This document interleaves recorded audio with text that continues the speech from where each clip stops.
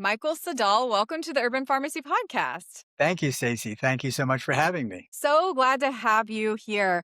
It's been really awesome. We've been communicating via social media recently, and I absolutely love your message. I love what you're doing. I love what you're putting out into the world. And I asked you to come on because we need to bring the light to the people. And I definitely think that you can do that today with your message and your journey and your story. So I'm really excited to share more. But before I get into asking you questions, I just wanted to give people a little bit more information about you. You are a fruit-based, high-raw vegan. You're a certified regenerative health practitioner, a certified Iyengar and Anusara yoga teacher. I might have butchered that one. And a superfood guy. And yeah, you have the lifestyle that is really, really inspiring to me. And I just can't wait to ask you more questions. Is there anything outside of what I just mentioned that you want to tell people about you? Not really. I mean, in the big picture, I'm just a guy. You're just a guy living his life and putting good stuff out there for, I for probably not humanity. unlike, anybody else or people who are in our kind of influence, trying to, not trying, I don't believe in using the word try. Being a Tell me better more version. about that. Can you tell me more about that? Yeah, shaman told me a long time ago, if you use the word try means you're failing, Mm-hmm. right? I love So it. instead of Yeah. saying I'm trying, I'm doing, right? Yeah. Yeah. So it's a Yeah. subtle change in language, right? It's very declarative. Very declarative. I love it. But I'm on the path, like many people, of being a better version of myself, discovery of more about what self is to me and the definition of that. I kind of describe it as there's a big self and a little self. And the big self is the self we're trying to get in touch with, and the little self that's the one that's trying to pull us away from that all the time. Mm-hmm. That living a healthier lifestyle, I'm very much into longevity. Probably something you don't know about me is that I will be 70 next month. Stop. Yeah. You So, definitely don't look or act 70. That's no, awesome. yeah, yeah. So Your telomeres are healthy. They're they not are, fragile. they are. And you can increase that. I mean, there's a whole bunch of other things you can do to do that. No, just on I've been on a yoga path for, I taught yoga full time going on 32, 33 years. And it was one of the best decisions that I made in my life. And it is probably the thing that turned my life around in that sense, right? I mean, during That's that. actually that's what I really want to ask you first, really, Michael. Where did your journey start with health, wellness, mindfulness, and just kind of waking up? Because you are a very aware person in today's society where the majority of humans are walking around with kind of a mask on, just not knowing, or not really being in touch with their inner knowing, I guess I should say, because there's so much going on outside that is distracting us, overstimulating us, creating anxiety, etc. So I love knowing where people's paths start. Like, where was your Okay, so I introduction? mean, I guess in terms of thinking of that as a benchmark of where to go, I was in the advertising business for a while. I was an account director for the two largest advertising agencies in the world, and literally woke up one day and went, "You've become everything you said you'd never become." Wow. Yeah. And it was kind of an aha moment. And I left the advertising business, and the funny story about that is I kind of had a conversation with myself was, Michael, what did you want to do when you were 18 that you never had the balls to do? Basically, that was the conversation. And for Mhm. some reason, and I'm not even sure why, it was acting, right? Okay. So I immersed myself in the acting world. I studied like crazy. I moved from Toronto to Vancouver because it was a smaller pool with more activity going on. And I was a very bad actor, which was great, but it was a fabulous life experience. It really was a fabulous life experience. But during that time, ventured into this. An actress friend of mine actually said, "You want to come to a yoga class?" And in those days, there were no yoga studios. There was none of this stuff. It was in somebody's basement, right? Mhm. And I was an active runner. I'd always been an athlete all my life and that kind of stuff. And I did this yoga class, which looking back it was a very innocuous class, right? And I was just wiped out afterwards. I thought, wow, this is really interesting. And the next day I went to a bookstore in Vancouver and picked up two videos. One was with Rodney E and another video was with Patricia Waldron. Two senior Iyengar people at the time, and I just started doing it. I fell in love with the practice. When I realized that I wasn't such a great actor, I moved back to Toronto, and funnily enough, there was only 2 yoga studios in Toronto at the time, and one was an Iyengar studio, and I joined that and was immediately in love with it. Immediately in love. Mm, And, there's not that many men who get involved in yoga, and back in those days, there's hardly anybody. And yeah. I fell in love with the practice. I really fell in love with the practice. I got into it originally solely from a physical point, right? Mhm. Physical point of view, and then it just became so much more. Can you tell me more about the 8 brackets? The who? What did you say you fell in love with the 8 brackets? No, no, I fell in love with the practice. With the practice. It's my Canadian accent. Aren't there, different pieces of yoga, like 8 arms, 8 limbs? 8 There's 8 limbs. limbs of yoga, which is okay, Yes. so the 8 limbs of yoga mean it's the Yoga Patanjali, right? So, which Iyengar yoga falls into, Ashtanga yoga falls into. So, any yoga that is using the Yoga Sutras of Patanjali as their premise of a practice is considered an Ashtanga practice, right? It's not marketed that way these days, but that's what it actually is all about. And so, but I mean, you're involved in yoga, are you not?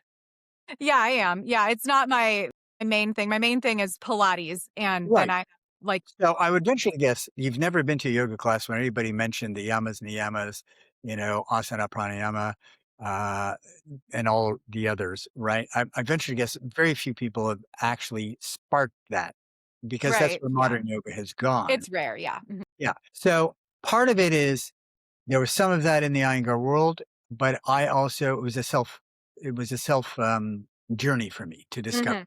And it's an ongoing journey. I still study it, right? I mean, Yeah. it could take You me know a lot about many, it. many, many lifetimes to get Yeah. anywhere. Yes, yes. It's very, very detailed, very elaborate, and an ongoing journey, just Yeah. like all of this And wellness. in many ways, though, it's very simple. Can you just be a good person? Can you be the best version of yourself? Yeah. Can you be truthful? Can you have honesty? Can you stand in a place of integrity? Which I think are very simple kind of premises, but you look around and you go, oof, not many people living by any of those. Yeah. So once you started practicing yoga, how long after that was it that you got inspired to help other people find their Well, practice? okay, so the thing about the Iyengar Yoga teacher training program, for instance, it's very intense. Because I've also trained teachers, right? So, but Mhm. everybody's modality of training teachers now is 200 hours. The Mhm. Iyengar program is about an 1,800-hour program. The Mhm. Anusara program is about a 2,000-hour program, right? So I didn't get to the place of actually implementing in terms of teaching people Mhm. until, I don't know, it was probably 3 or 4 geez, they wouldn't even let me into the program until they deemed I was ready. Boy, those Mhm. days, they deemed if you were ready. It wasn't like, "Hey, can I do it?" And so that was that. And, again, it's a progression. I mean, I'm not the man I was 32 years ago, Yeah. right? I mean, hopefully, I mean, depending on who you're talking to, I've changed and evolved and grown and have a better understanding of that and myself, which doesn't mean that I'm not going to be able to continue to grow and have a better understanding of myself. Yeah.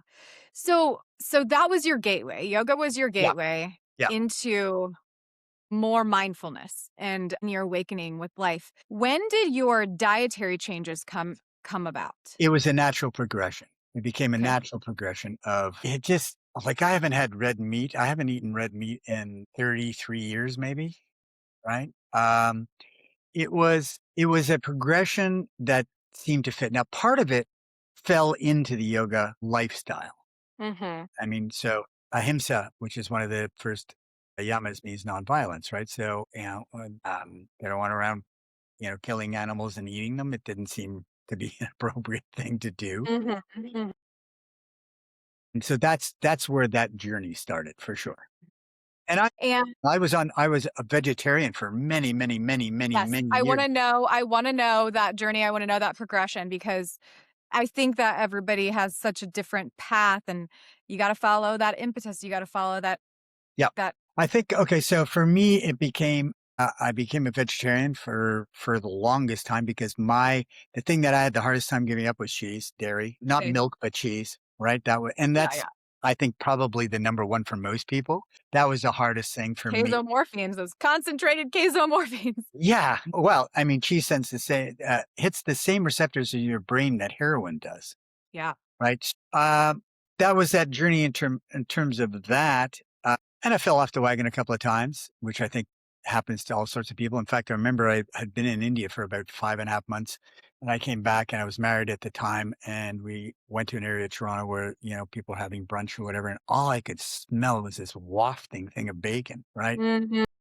I had, like immediately I went and had a bacon, lettuce, tomato sandwich. And I ate a bacon, lettuce, tomato sandwich, I think every day for a week. And then that was it. I was done. And I was back on that. And then it got to a point where I just knew the deleterious effects of dairy and Uh-huh. cheese in particular. So it was like, okay, I just have to go there. Right. Mhm. And, in terms of even more progression, then as the healthier I got and the more involved I got, some of my perspectives changed in a sense that I didn't get into this for the animals or animal rights or whatever, but that became more and more important as the journey went on. Julie, my partner, who is an active animal activist, right? Mhm. The healthier I got, I stopped drinking, right? Yeah. I don't drink alcohol anymore. I haven't for a long time, right? And not that it was a problem. I just lost the taste for it as I got healthier and healthier. Yeah. And so all of these things I think have been sort of a natural progression in one way, but also because I had the desire to follow the path, Mhm. if Mhm. that makes any sense. Yeah, were there people that you turned to for inspiration with diet? I don't know. I probably watched every movie out there from, Cowspiracy to Forks Over Knives to pretty well, Yes. I think we've watched them all, Seaspiracy, yada, yada, yada, Conspiracy. And some of those are, pretty shocking, right? I mean, they're pretty in your face. But not so for me, it wasn't so much in your face. It was like, yeah, okay, this makes perfect sense. Right? It makes perfect sense. So I don't know if there was an individual that I thought was sort of a mentor or whatever, but because there's many people out there who've done some great work, right? Mm, I think Rich Roll and his podcast had a huge influence on a lot of people, right? On a lot of definitely. people, Yeah. and I admire what he's done. I think there's other people out there Doug Graham, 8-10-10, I mean, there's a bunch of different people doing different things.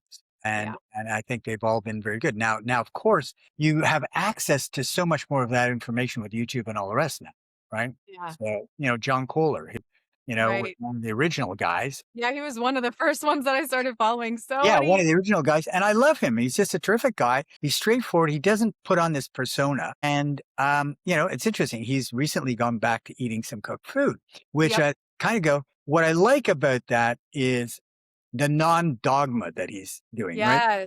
And I'm sure he took a lot of flack for that, but, Oh, yeah. a lot of pushback, but I'm not a big fan of dogma. Right. So, I mean, I think I watched something with you with somebody else. I can't remember who it was, but, we live in a world that really jumps on labels, right?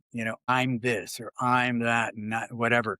And I think I understand the need for it to some extent, but also I don't think we need to be too dogmatic about it. I'll use a perfect example. I think you just did an interview with Michael Mhm. in Vietnam, right? Yeah. And he was describing his lifestyle and whatever. And he said, hey, recently I've been eating cooked food, right? Well, the raw community would go, oh my God, what do you mean? And okay, so big deal. Right. Right. I mean, he didn't go from eating raw food to going to McDonald's, right? So that's where I think things have gone a little awry. And I think as a community, we have not supported the sort of non-dogma aspect of that Mhm. because, hey, I think everybody ultimately is trying to do the best they can. For sure, yeah. And I've definitely, even as a nutritionist, and through my own path, I've gotten dogmatic about salt and oil and sugar and I mean, truly just eating of the earth, I think is at the top of the hierarchy and unadulterating your food is probably the best. But I definitely got very, very dogmatic about salt, oil, and sugar. I agree with it. I mean, Even fat. I mean, I was like, for 5 years, I was like, "You're eating too many nuts and too many avocados," and it's like, actually, maybe there's this thing like bio-individuality, and each person can thrive on plants, but we need to find the balance that works for each person. yeah, I mean, look, I agree with you about the salt. I mean, this is part of Dr. Goldheimer's thing, right? The SOS, no salt, no oil. Yeah, yeah, I was very much into all of that. Dr. Yeah. Lisle, And, Dr. and Goldhammer, Chef I, AJ. I agree with you. I Yeah. think it's in the present. I think for me, I've learned it's in the presentation of it, right? Mhm. One of the things that I've discovered over time is you can't tell people what to do. Nobody likes to be told what to do, right? I think what you can do is show people what you're doing through your actions, and people are going to go, hey, I want a piece of that. I want to be like that. I like that message, right? Because Yeah. nobody wants to get hit over the head with, oh, you should, that's it. You should stop right now. Don't do that ever again. Yeah. And it's confusing because then, like, Dr. Goldner with her, Goodbye Autoimmune, she says, like, eat a teaspoon of salt every day. So I was like, oh, and I'm getting all this nutrition and information and trying to help my clients. And really, people have the best results just by eating more whole foods and more whole plant foods. And if there's some different nuances with each, then we will roll with that. But I would love to know, when, Michael, you started eating more raw foods, was this something that you were intuitively pulled to do? How Of did that course. kind of pan out for you? So I trained, I think probably that journey with becoming more fruit based in particular and eating more raw probably came as a result of becoming a regenerative health practitioner. Yeah. Well, we were already vegan. We were already, doing superfoods and a whole bunch of other things. It became evident to me that, and not that I didn't know this, but it became more evident that we are by and large anatomically a frugivore. Hmm. That Can you tell me we, more about that? well, our teeth, the way they're designed to, to our digestive system and internal system, the length of our intestine is all made to do that. It's not made to eat meat, right? It's not like the animals that eat meat have a very short digestive system. It goes in, goes out, right? Humans aren't like that. Fruit is digested in your mouth pretty well, right? So, but I wasn't eating a lot of fruit at that time. But when we started the program, both Julie and I did the program together, we immediately decided if we're going to do this, let's jump in and do not only the program, but doing part of what the program is saying. So we went on fruit only, I think it was for about it might have been 2 months, I can't remember, and felt Hmm. terrific, right? Now, I don't know if I don't know if it's healthy or not healthy. I don't have an opinion on it one way or another. Well, I do have an opinion, but I don't know. I'm not dogmatic about it. Can you solely be a fruitarian? I don't know. I know it's not for me. Hmm. I pretty well eat fruit all day, and then I'll get into the leafy greens, the salads, the veggies, and all of that kind of stuff. And because I describe myself as a high raw vegan, which is very, I'm going to tell you a sidebar. First time I heard the term high raw vegan, I thought, geez, how much higher raw can you I be? know. Right? I thought I had it all wrong. Yeah, yeah. I had it all wrong. That's funny. I still have some cooked food. Hopefully I make better choices around it, right? And Hmm. it's all whole food. Look, boy, it's not easy to be a junk food vegetarian. Sorry, junk food Oh, no. vegan. It's No. very easy, right? And this is where sometimes I think again, it's a bit dogmatic when vegans get on the high horse, become a vegan. You're like, well, are you only eating processed vegan food? Because that's not good for you either. Right. Yeah. So Yeah. I don't know if I answered your question. Well, yeah, I was just curious. So the program, are you speaking of like the transformation? No, no, no, no. Which program are you speaking of? We study to become regenerative health practitioners. Right, right. And during that program, it became more and more evident to me about the anatomical aspects of the body, how the body works, what are the best things to do to. So, the premise of regenerative health is to regeneratively heal a body at a cellular level through the process of food choices, detoxification, and herbal remedies and other perhaps bioethics, right? So, in understanding that, it's like Dr. Morris. Like Dr. Morris was part of this whole thing, his book anyway. And so the importance of fruit became evident to me. And it wasn't a hard thing to do. It was really easy, right? And so I really, really joined that. And we saw immediate results. What kind of results did you see when you started eating more fruit? Oh, I mean, the whole thing of energy, cleaning out the lymphatic system, better digestion, inflammation decreasing, all the things about being a healthier individual. Yeah. So you're telling Clear me that you didn't. clearer skin, clearer eyes, you know, clear nails. I mean, the whole gamut of stuff, really. So, Michael, you're telling me that you didn't gain weight by eating fruit? Yeah, I know this is the myth. And geez, was I lacking protein? Yeah. Yeah, no, I in fact lost weight, right? Felt great, but I've also come to understand the importance, at least for me, I think, of the importance of adding veggies to your regime. right? There's leafy greens are very important in terms of mineral content, other Right. veggies as well. And I think a lot of people, funnily enough, who aren't in our community, but think of things like cucumbers, tomatoes, and whatever as veggies, where really they're fruits. Yeah. Yes. Can you tell me more about, do you eat sea vegetables, nuts? Yeah, Tell I'm a big believer in Irish sea moss. Same. I'm a big believer in well, I like to do nori wraps, all of that kind of stuff, right? So as part of the regime apps, I think CMOS is incredibly important for people. I mean, that or doing a Shilajit scenario or maybe combination of both. But in terms of getting essential minerals, it's just a fantastic way to go. Yeah, especially with all of the conventional farming practices, even if they're organic crops, truly, I do think that our soil is at a level of depletion these Yeah, days. yeah. And a lot of people will say the soil's not deplete, but actually, I 100% believe it is. Otherwise, people would be able to switch over to, a fully raw diet or a high raw diet and completely thrive. But I do think that those trace minerals are so important. And sea moss, like you said, is one of those really great ways to get it in. And you can incorporate it in so many different ways and different recipes and stuff. So I'm really glad you mentioned that. I'm actually about to make a video on how to make your own sea moss gel. It Yeah, was yeah. delivered to me. So That's it's great. good stuff. And the importance of adding nuts and seeds to your diet. I mean, avocado fats. Now there's a debate of low fat, high fat, Definitely. right or whatnot. I think that's for individuals to find out. I know where I stand on that, but I somewhere kind of skewing more towards low fat. But Yeah. is it, absolutely somewhere around 10%? I don't know. Right. Right. Also Yeah. in terms of the dogma stuff, Chris Right. Kendall's a friend of mine and we've talked about steaming broccoli. Does that mean it's not raw? Well, no. Right. I mean, they're variances of stuff. Definitely, definitely.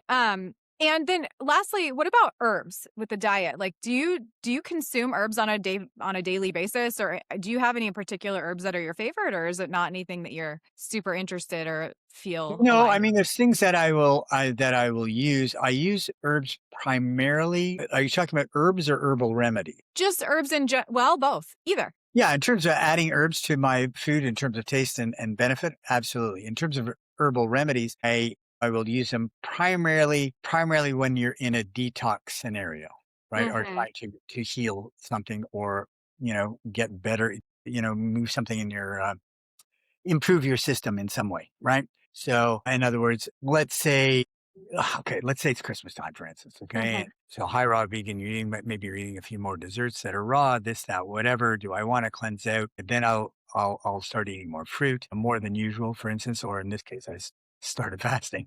Hmm. But Hmm. I Yep. would then add herbal remedies along with it. Not while I'm fasting, but in the section where I'm moving into in terms of juicing or eating fruit only, I would add those herbs in, those herbal remedies in to deal with your lymphatic system, the major organs, all like that.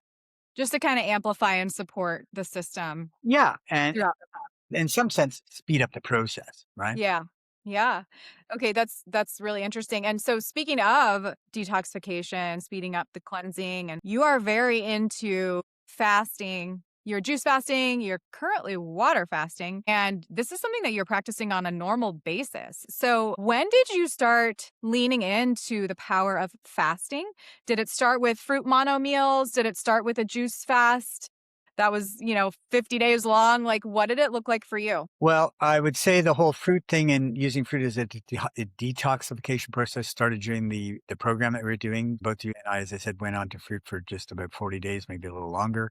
We could actually see the benefits, right? So, yeah, I mean, funnily enough, I've kind of I have two opinions about juicing. I really love juicing, and I love my Nama juicer. Not to put a plug in here because I'm getting nothing back because I think it's just a meditative tool. I just love to see it work. It is very That's meditative. something fantastic, right? Yeah. But I'm also a believer in blending your food, Yeah. where you're Yeah. keeping the fiber With aspect. the fiber. Yeah, Yes. yeah. Yes. So I'm not sure that at one point I would told you, yeah, I think you should just juice. I think blending also has huge benefits. Percent. Right? So, from there, what year was it? I don't know. Julie went down to True North with Dr. Goldhammer, Yeah. Okay. and she did, I don't know, it was a 30 or 24-day program or whatever it was, and prior to her going, I thought, okay, I'm going to try this. And I did a 5-day water fast, and I was kind of like blown away by the results, right? Kind of surprised by the results, quite frankly. And then she went down and did that. And then we've done a series of things. And I'm going to tell you, Stacey, there's sometimes I've said, hey, I'm going to do this. And I've started, and my body went, not now, Yep. not now. Yep. And I've learned to listen to that. And there's a difference between listening and letting your head talk you out of it, right? Yeah. Yeah. And so getting to a place where I'm truly listening, there's been moments where I've go, hey, this is not working at the moment. So we did Julie fast like crazy. I mean, she's a big faster. She just finished. Yeah. Well, she's just finished today. I think it was today, 5.5 days of dry fasting, right? And so last year I started at the year with a couple of friends said, let's do a 40-day juice fast. We did that. But at the same time, I also initiated a 30-day plank challenge where we went from doing plank for 1 minute to everybody ending up doing a 6 or 7 minute plank by the end of the month. And that was interesting. We did that whole thing while we were juice fasting, and felt great. This year, as you know, right now I'm in the middle of a program. I don't know. I thought I started doing this 10-10-10 thing. It came to me. Let's do Yeah. 10-10-10. Right? I So love it. 10 days of water fasting, 10 days of juice fasting, and 10 days of fruit only. The water was quite simple. It's just a water fast, right? And this has been the longest one that I've done at 10 days. The juicing will be juicing. It won't be blending. I will blend and add smoothies and only fruit into the last 10 days. Mm-hmm. Mm-hmm. So far, great. In fact, I'm finishing off the 10 days, I think tomorrow or Saturday morning. I can't remember. So you're like 9 days with water only at this point during this conversation. Yeah. And you So, are so excited. I went shopping today to buy all the you stuff are for juicing. alive It was and you like, went like, shopping for whoa. your fruit and your Yeah. veggies that you're going to juice. What is the juicing process going to look like for you, Michael? Is it going to be a blend of fruits and vegetables? Is it going to be mostly green juices? What does that look like? That's a good question. And it goes back to part of the answer goes back to your discussion on soil depletion. So I'm Mm. going to start okay. So the first way I'm going to break this will be drinking coconut water. Though I'm not sure, because I'm doing a little experiment. I'm not sure if coconut water is actually going to take me out of ketosis. So Mm-hmm. I'm going to test that. But it'll be introducing. Are you doing that with the continuous glucose monitor? I'm doing it through keto strips, ketosis strips. So I'll monitor that. And my first actual juice drink will be a superfoods where it's all green, nothing else, just green. It'll be green kamut, barley green, and something else. And the reason I've chosen to do that, because the first drink normally would have been something like a celery, apple, cucumber, lemon one. Mm-hmm. But because of your point of view about soil depletion, I know where this stuff has been grown. I know the purity of it, whatever. So that's what I'm going to start with. And I will continue to do that. But I've also went out and bought celery, cucumber, and all the rest of the stuff. Mm-hmm. And I will do that. I love citrus juice. Mm. So ultimately, that's where I will go. Got you. And that could be a combination of things like orange, pineapple, and grapefruit. I also got a watermelon, so there'll be a couple of days of just watermelon juicing and that. When I go into eating fruit, some of the meals will be mono fruit for sure. But if I get into doing any smoothies, it won't be mono anymore. It'll be a combination. Right. Right. Well, that's really beautiful. I like this 10-10-10 thing. I think you're onto something. You've done this a few times, right? Well, not a few times, but it is a program that I'm thinking about putting out there. So yeah, but I want to bait it. Excuse me, I wanted to beta test it on myself, which I'm a Definitely. big believer in. Don't put something out that you haven't done yourself. Right. Right. Yeah. You So got I to walk wanted the to, walk. yeah, well, and we know there's some people who don't, right? So, Yeah. um, and it's just something I do that, so we'll see. I have a couple ideas around it because I think there's a hierarchy I'm looking at that because I think that's not a program because some of the concerns about having that as the ultimate program, not the ultimate program, but a program that's at the higher end of the hierarchy is that it's not a program for everybody. It's a program Right. for people who are already eating clean and already doing some stuff and Right. whatever. So there's some considerations that I have to look at. Definitely. Yeah. I'm going to message you on the side. I have some ideas actually with that. So I'm going to tell you them right after this episode. I already have two of the levels in my mind already developed. Nice. Nice. Yeah. Awesome. Well, I think it's really needed. Just off the top of your head, Michael, can you say some of the benefits that you know of fasting, specifically not just juice fasting or fruit feasting, but really about nothing going in calorically, what that's doing for our body? You've mentioned a few things already, but Well, the big thing I'd say, because there are differences between doing a water fast and a juice fast, right? So, definitely. or just fruit fasting. All of them have different benefits to some extent, right? With respect to water fasting, and there's a debate about this, are you getting more benefits by doing a prolonged water fast or not? So you look at True North and what Dr. Goldhammer is doing. He's doing this with people who have severe illnesses and are coming to really change things. But for the general population, who's relatively healthy, you're probably getting as many benefits out of a 3-day water fast, a 72-hour water fast, than you are for doing a 5-day, let's say, or a 7. I think 7 is a really good mark that you could probably do twice a year, maybe 3 times, depending on where you're at. I think that what you want to add into that is some sense of intermittent fasting. I think, again, start slow, whether you're doing 12-12 and then 14, whatever that is, and 16-8 is probably a really nice place to go. 18 hours, you're kicking in autophagy. So if you're talking about the benefits of water fasting, one of it is about going into autophagy. So the thing about autophagy, this is where the body literally starts to eat itself, going after the cells that are damaged or not operating properly, rebooting yourself. Part of this is, I think, the understanding that this body is such an amazing gift and it has incredible power of healing itself given the opportunity, right? So one of the things about fasting is you're giving the body an opportunity. John Rose talks about this, about going on, what was it? Well, I forget the phrase. I had it in a second. I'll come back to that. Yeah. There's autophagy. Then you're getting into things like moving into ketosis, where now the body's now using fat as its primary source of energy. And so depending on where you are, I think if you're a very, very lean person, right, with very low body fat, I think there's some things that you should take into consideration with that, right? I think it'd be great to be getting, even if you're super lean, getting into autophagy, getting into ketosis for some, but how long do you want to do that for? Right. I think Right. Yeah. these are some questions around that. Right. The Yeah. other thing about, so those are some of the key benefits, I think, to fasting. Other than that, um, brain fog disappears, inflammation disappears. Well, let's say not disappears, but it changes dramatically. And what most people, the common people, again, not within our community, but not the common people, that's a terrible thing to say. The rest of the population who's not in this community kind of thing don't understand the sense of inflammation, right? They don't understand that it's a precursor to significant disease, right? Hmm. Or disease, however you want to Yeah. phrase it. So those are some key benefits. Now, are you going to get the same? I think, and you're detoxifying at the same time. So all of these things are happening. You're giving yourself, your whole body, a rest from actually consuming stuff. And I think that's very important. Now, you're going to get that in a juice fast as well. Absolutely. Are you going to go into ketosis? Probably not, Mm. right? Right. Because of the quality of food and the fruit, the sugar content or whatever, the glucose, the fructose. Let's not call it sugar. Mhm. Then in terms of that, I think there's also a benefit in terms of fruit fasting. And the same thing, you're just going to, so for somebody to start, maybe you should start just eating a bunch of fruit. Yeah. One of the things I tell people, if you want to get healthy, the very simplest thing you do, just start eating fruit, until noon. Don't eat anything else. Just eat fruit till noon. See how you start to feel and move people along. Right.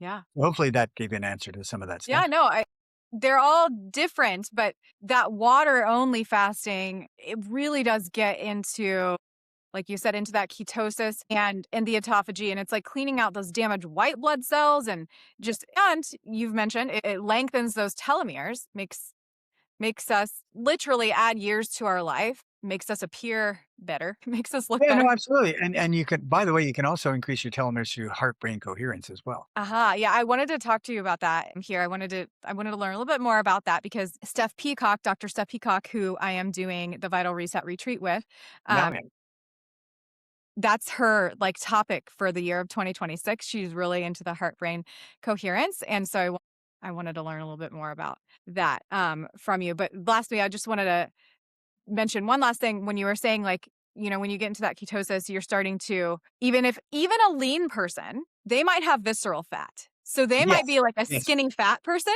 True. Yes. where they have the visceral fat around their liver and their internal organs. And getting into that ketosis state targets that fat, that that unwanted visceral Yeah, fat, I think absolutely. is Yeah, I don't so. disagree. The other thing I would say about fasting is that you should probably do some blood work before you. Mhm. Yeah. Yeah. Be smart about it. I agree. Yeah. Now, can you tell me more, Michael, about the heart brain coherence topic?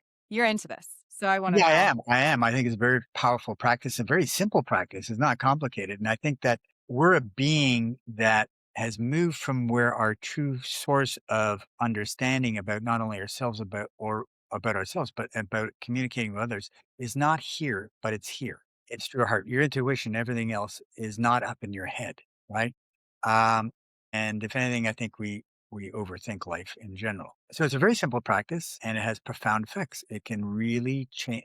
This is scientifically proven, right? It can bring you doing it. Literally, the practice is what, maybe 3, 4 minutes. The effects of the practice will last about 6 to 8 hours. And it's very simple and it literally reboots your body. But in that, it also has the power to increase your telomeres. Now, self talk also has the ability to increase your telomeres, right? And how you talk about yourself and talk to others and all the rest. So, especially about yourself, especially about overcoming all of those things our subconscious took in from the time we were 0 to 7, right? So, there's all of that. The practice itself is incredibly simple. You get into some sort of breathing rhythm where you're going to connect to the body.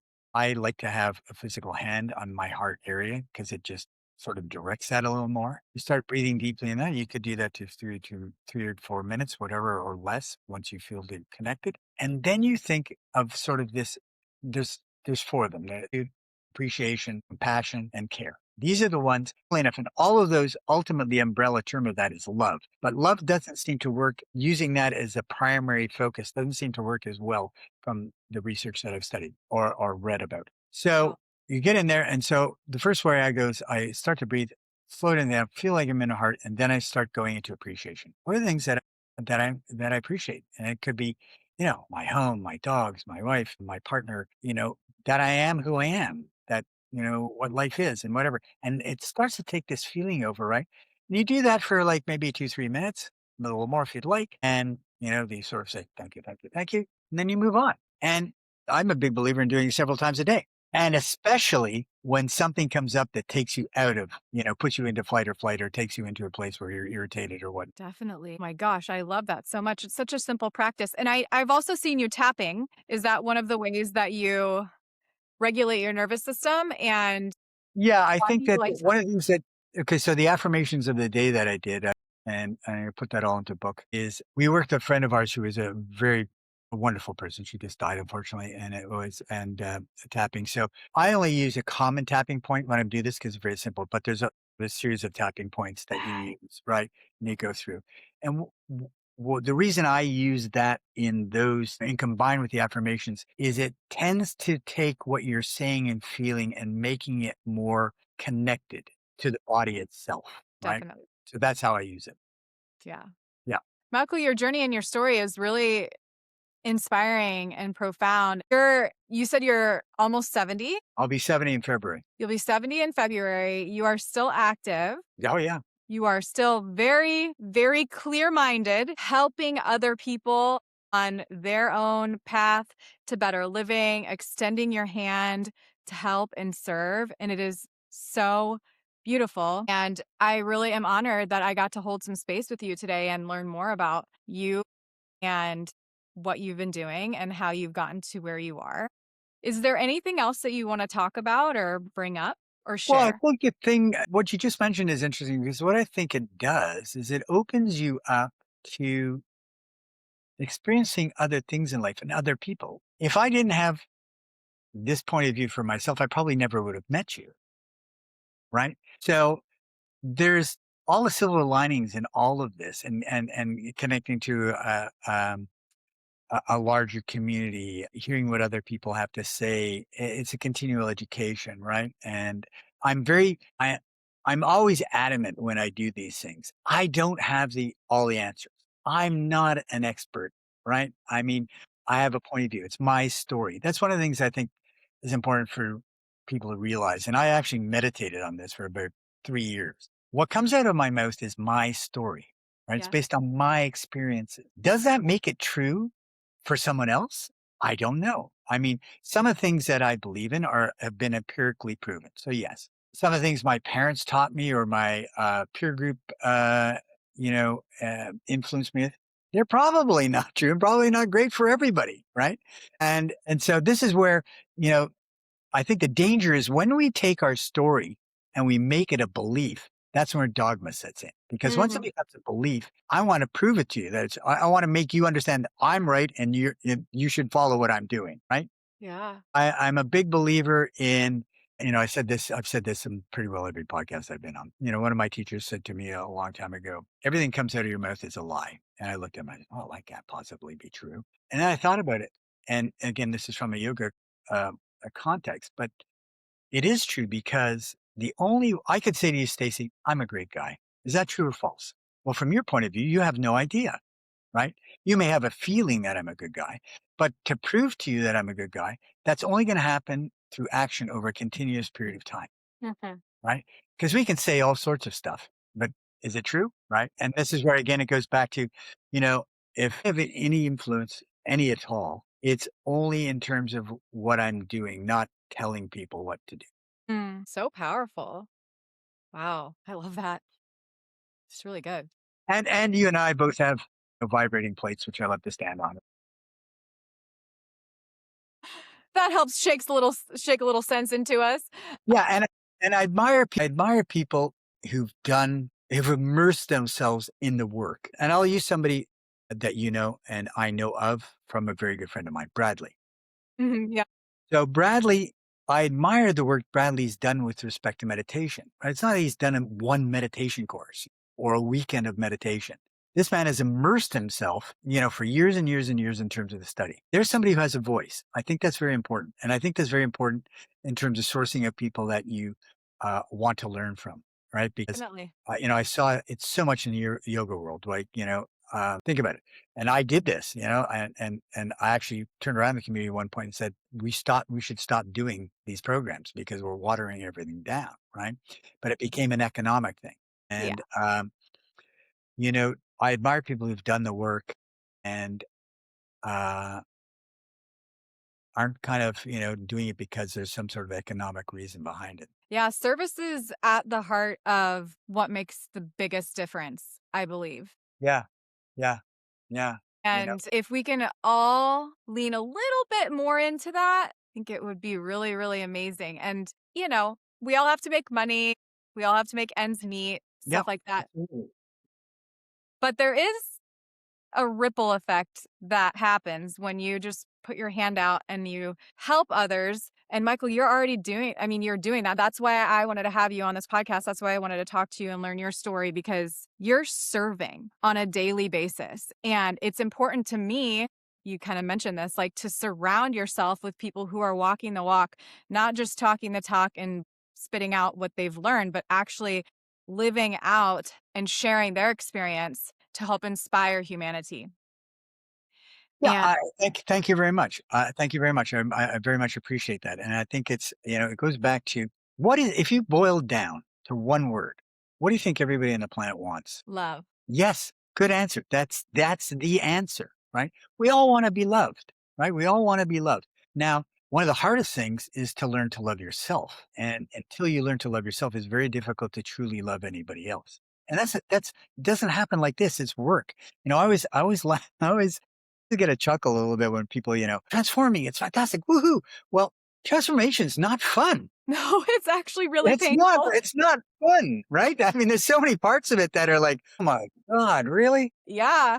In order for that growth to happen, you've got to release the things that are holding space in the container, Yeah. that there And no longer belongs. The right, and that's energetic the thing understanding that, can't be there there's anymore. there's 2 parts of everything, right? That we live in the universe is a pulsation, right? Yeah. And so you can't truly stand in the light until you've understood the dark. Yeah, And you've gotta allow yourself to sit in the dark, and it's not pleasant, for but sure.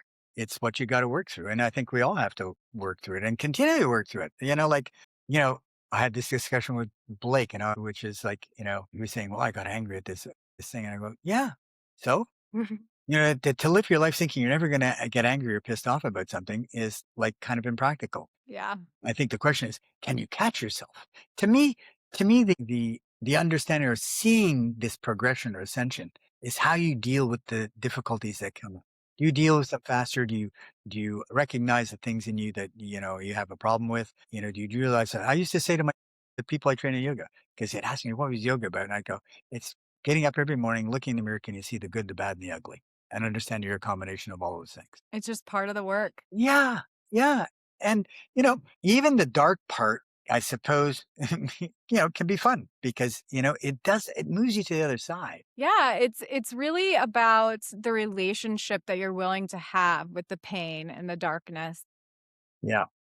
I read something today that I'd written down a while back that somebody else had written. I'm not the origin of this comment. It was like, instead of saying self-love, why don't you transform that into loving thyself, Mhm.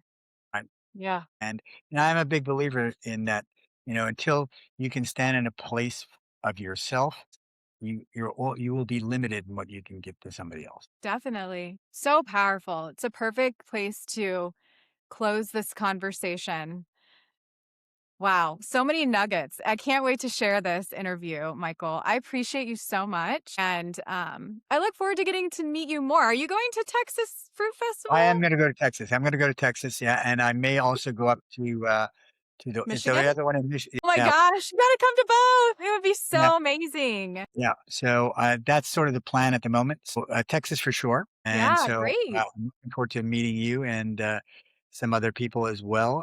Listen, I wanna thank you very much, first of all, for having me on. It's been an absolute delight and wonder and honor, and I love the work that you're doing and how you're reaching out to people. I love your enthusiasm, your passion, and your desire to share your message. It's absolutely delightful, and thank you so much for being you. Oh, thank you, Michael. The feeling is mutual. I'm just so grateful. So can't wait to meet you in hopefully Michigan first and then Texas. And I'll see you online Is on Michigan before Texas? No, I'm lying. Texas is first. That's Texas right, yeah, kicks yeah. off the spring. Yes, yes, yes, you're right. Thank God, otherwise I would miss you in Yeah, both. would have gone to the wrong state. So, okay. Well, we'll see you. Take care, be well, and keep spreading light. Bye.